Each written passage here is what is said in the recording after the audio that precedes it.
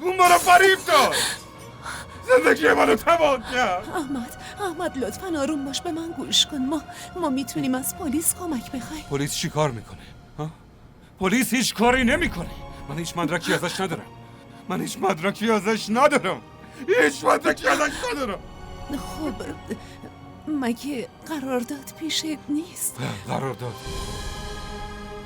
قرارداد پیش اونه. همه یه برگه ها پیش اونه. اشتباه از منه. من نباید اعتماد میکردم. احمد خواهش میکنم این کارو نکن، تو حالت خوب نیست. برام برم.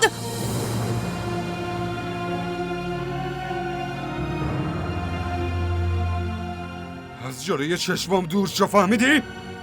اگه جلوی چشمم بیای زندت نمیذارم. کار من تموم شد. من بخشم.